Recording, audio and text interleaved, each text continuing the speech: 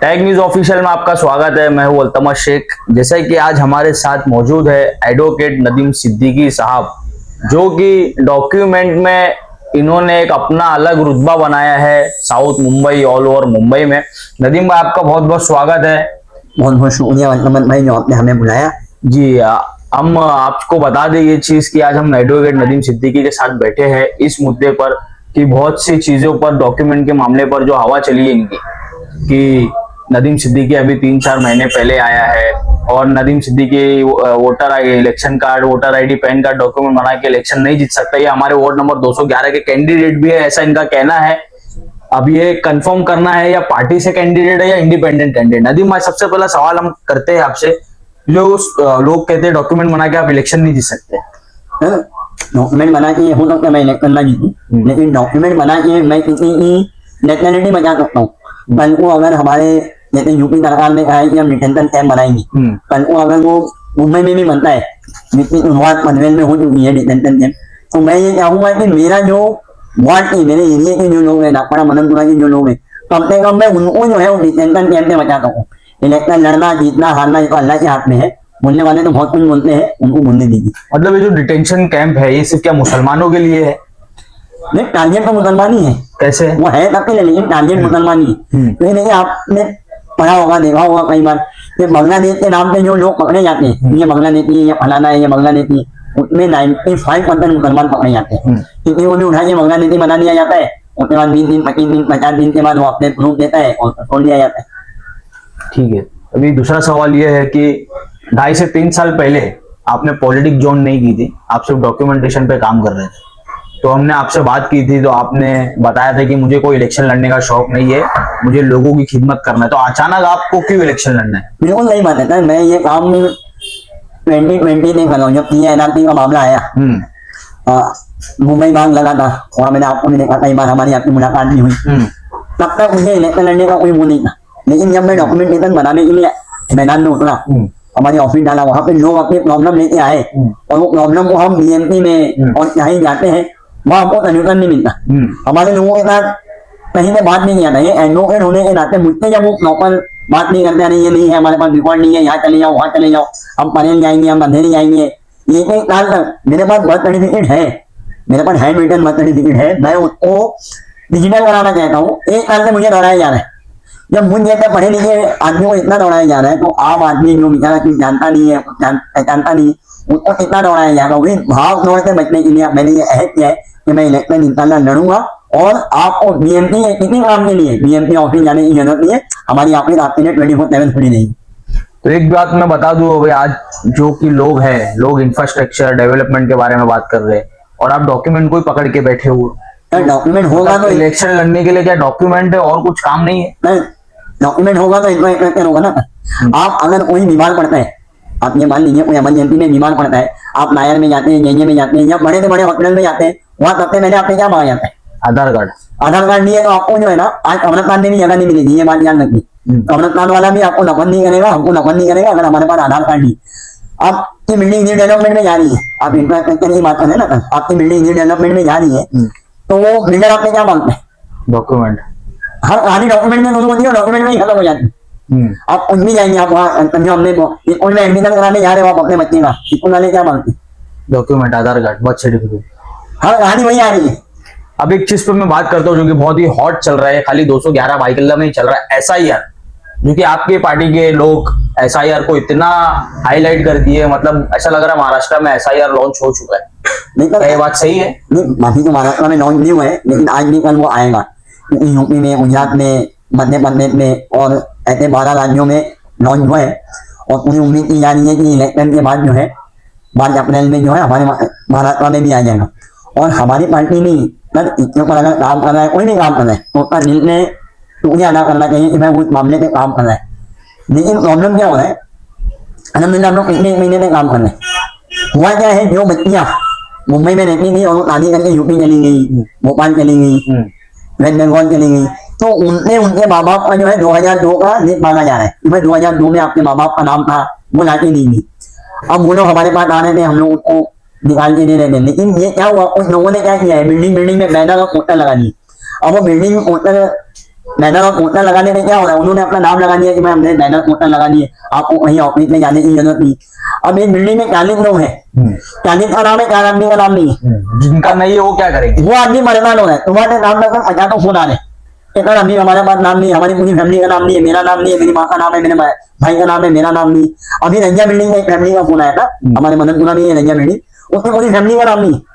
वो लोग ये बैनर और पोस्टर लगा कर अपना कंपनी का माहौल पैदा कर दिया इन्होंने।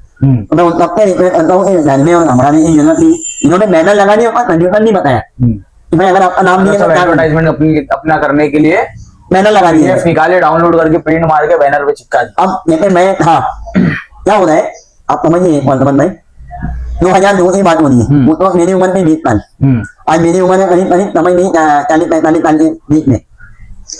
2002 में मैं 20 साल का था, मेरा होटल लिस्ट में नाम नहीं था, 18 साल का हो गया था, लेकिन मेरे माँ बाप ने मेरा नाम नहीं डाला, तो मेरा नाम नहीं था 2002 की लिस्ट में। लेकिन आज मेरा नाम है, और 2004 के बाद से मैं वोटिंग कर रहा हूँ, 2004 से मैं वोटिंग कर रहा हूँ। तो मुझे क्या लग रहा है ना कि यार मैं तो पिछले 20-25 साल से वोटिंग कर रहा हूँ, मेरा नाम क्यों नहीं है? तो मेरे अंदर एक डर का माहौल पैदा हो रहा है, यार मैं तो जमाने से वोटिंग कर रहा हूँ, अभी मैंने लास्ट ईयर वोटिंग किया है, तो मेरा नाम क्यों नहीं है 2002 की लिस्ट में? जबकि ऐसा जरूरी नहीं, अगर आपका नाम नहीं है, आपके पेरेंट्स का नाम है, आपको घरने और घबराने की जरूरत नहीं, लेकिन एक डर का बोलते ना माहौल पैदा कर दिया इन्होंने, जो कि बहुत गलत हो रहा है। हम तो लोगों को समझा रहे बुझा रहे तो उतने ध्यान मत दीजिए, इंशाल्लाह जो भी होगा हम लोग आपके साथ हमेशा खड़े। एक चीज और हम जानना चाहते हैं, आप इलेक्शन के दावेदार हो, आपका क्या मैनिफेस्टो है इलेक्शन को लेकर? सर हमारे इलाके में बहुत सी चीजें हैं, जैसे कि सबसे पहले जो है हमारे इलाके में एक भी लाइब्रेरी नहीं है ना लाइब्रेरी, है, लाइब्रेरी सड़क जेल के फुटपाथ जेल के उसको लाइब्रेरी नहीं बोलते थे। अभी तो आप वही लाइब्रेरी तो है ना मदनपुरा सरोवर बाग पे रईस सर, वो जो बनाया है। नहीं उसके पहले भी बनी हुई थी लाइब्रेरी, सरवाल बाग की लाइब्रेरी बहुत पुरानी लाइब्रेरी है, हाँ। उन्होंने उसको रिनोवेट किया था, वो लाइब्रेरी नहीं था। मेरा ऐसा मानना है कि सड़क को घेर के फुटपाथ को घेर के आप देखेंगे जगह जगह वाचनालय होता है, बराबर, हर पार्टी के लोग, लेकिन फुटपाथ नहीं क्यों बनाते? आप इंस्ट्रक्शन दीजिए ना, जिसमें कम से कम 200-250 बच्चे आए पढ़े, आने जाने के लिए उसको आराम हो, वो एक इंशाल्लाह हमारे फैन हो, लाइट हो, सबसे पहले हमारा ये मेन मुद्दा है।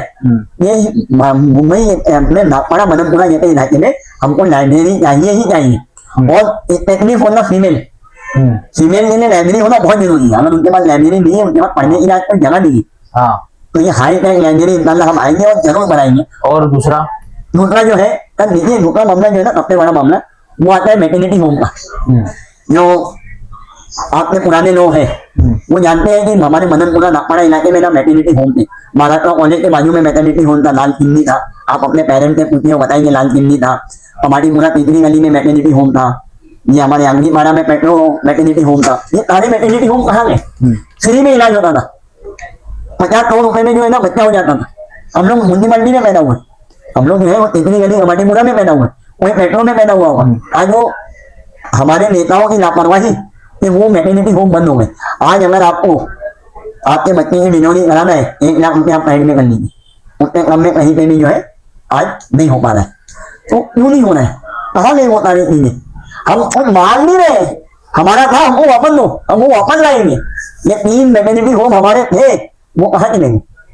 हमारा ये सवाल है पीछे के लोगों से, जो हमारे नेता थे, MLA थे, MP थे, कारपोरेटर थे, ये 3 कहाँ चले गए? आपने इतने ध्यान नहीं दिया और ये जब्त हो गए। इलेक्शन के ऊपर क्या है आपकी राय? दूसरा मामला जो आप बता ना, दूसरा जो है आप और पूछिए जाइए, आज से 20 साल पीछे आपके वालिद से पूछिए, आपके कोई बड़ा भाई होगा उससे पूछिए कि भाई हमारे इलाके में ना आज कम्युनिटी हॉल नहीं है। पहले हुआ करते थे उमर रंजन स्कूल में तालियां होती थी, बेंगा चेटी स्कूल में तालियां होती थी, अहबाब में तालियां होती थी 5000 रुपए में, वो अंगरीबाड़ा पे मराठी स्कूल में वहाँ तालियां होती थी। हमारे पास ग्राउंड है खतरवाली स्कूल में तालियां होती थी, ग्राउंड है BMC देती थी, 2005 रुपया 1000 रुपया मामूली भाड़ा लेती थी। आज आप कहीं भी जाइए, किसी भी हॉल को बुक करना है आपको 1 लाख से 2 लाख रुपया का खर्चा है हॉल का। तो ये हमारे पास था, BMC ने क्यों बंद किया? क्योंकि हमारे जो भी MLA थे, कारपोरेटर थे, उन्होंने कभी सवाल ही नहीं उठाया, सवाल उठाने वाला कि भाई उमर रंजन स्कूल में आप पता करिए 30% से 40% लोग मदनपुरा के जो 20 साल पुराने वो उमर रंजन में उनकी तानी हुई होगी, मेघना चेटी में तानी हुई होगी, या अहबाब में तानी हुई होगी।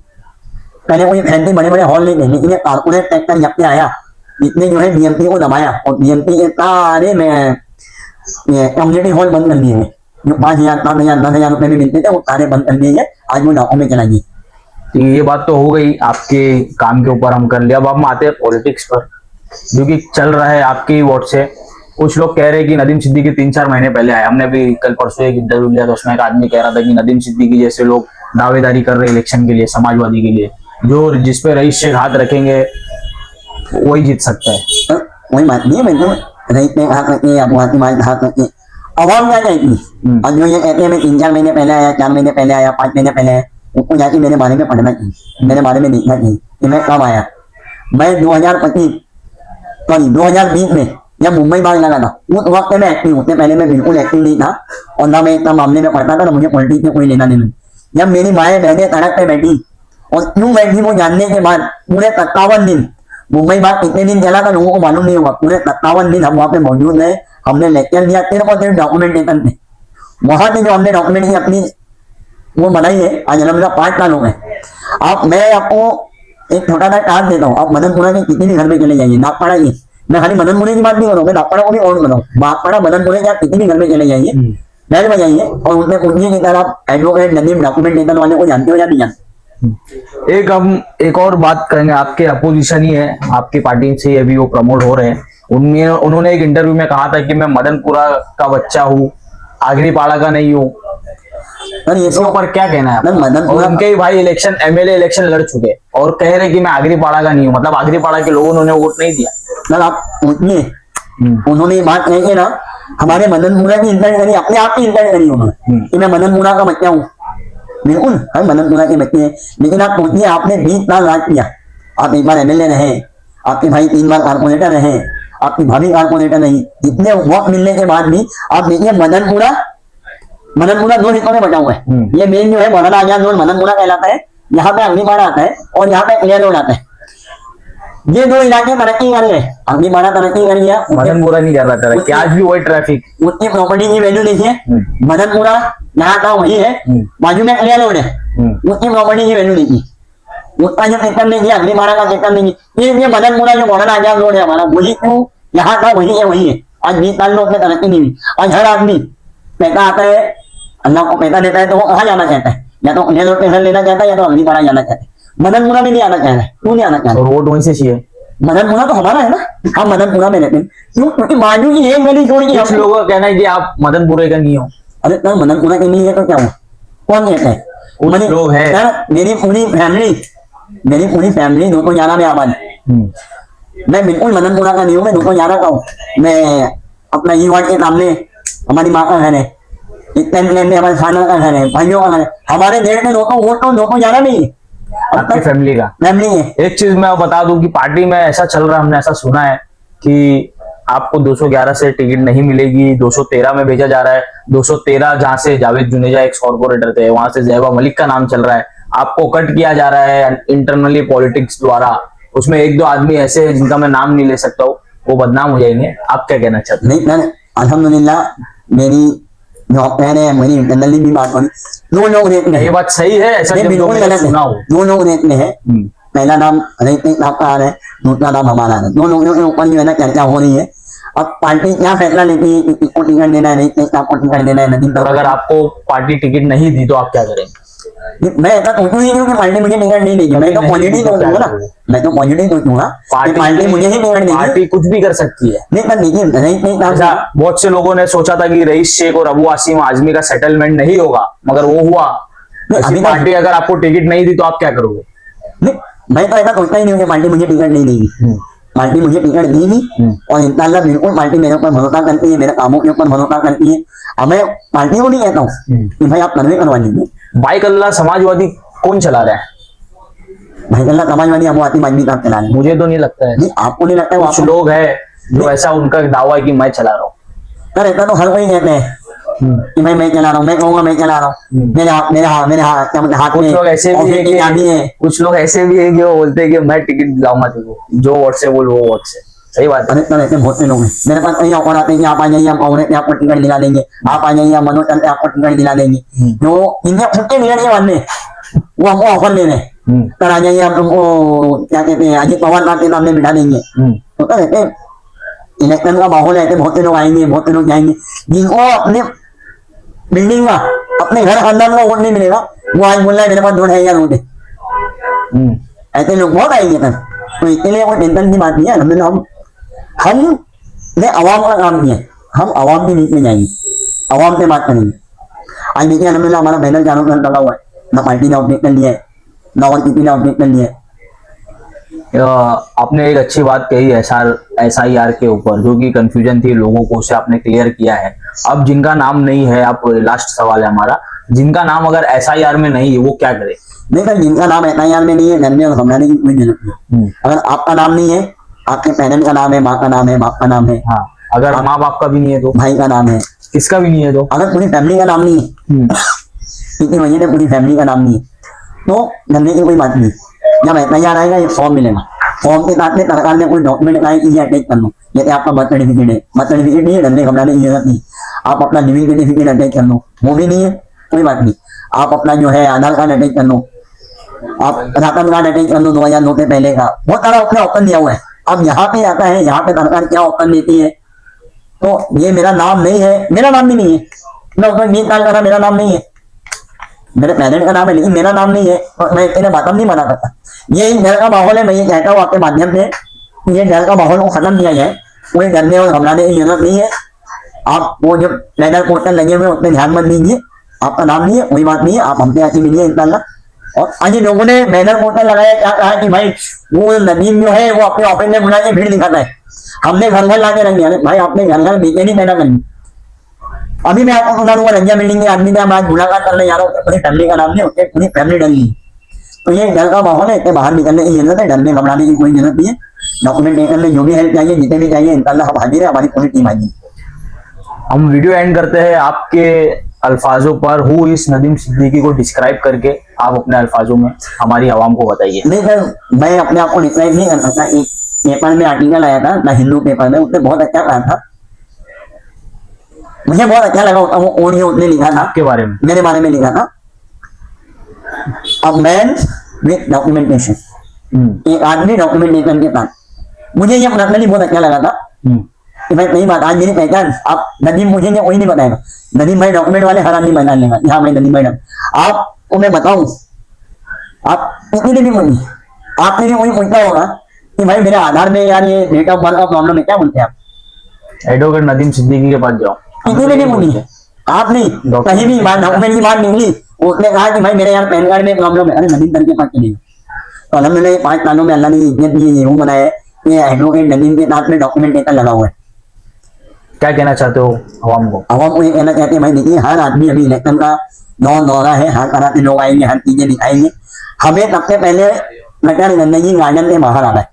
हमारी जो नेसेसिटी, हमारी जो बुनियाद है, आज जो सरकार हमारे पीछे लगी हुई है, उससे अगर हमें बचना है, आगे बढ़ना है, तो हमें डॉक्यूमेंटेशन पे ध्यान देना है। आपका डॉक्यूमेंट मजबूत, आपकी शहरियत मजबूत, आपकी सिटीजनशिप मजबूत, आपका घर मजबूत, आपका मोहल्ला मजबूत, आपका शहर मजबूत। बहुत बहुत शुक्रिया नदीम भाई, आपका कीमती वक्त हमें देने के लिए। आपका भी बहुत बहुत शुक्रिया, आपने बुलाया, मौका दिया बात करने का। जी जी, तो जानना था लोगों को, जो कि कंफ्यूजन थी, हम उसके लिए आपसे मिले और आपने अपना कीमती टाइम देकर हमें इंटरव्यू दिया। तो आगे की वीडियोस के लिए ऐसी हमारा चैनल लाइक करें, सब्सक्राइब करें और कमेंट करें। Thank you for watching tag news official. नहीं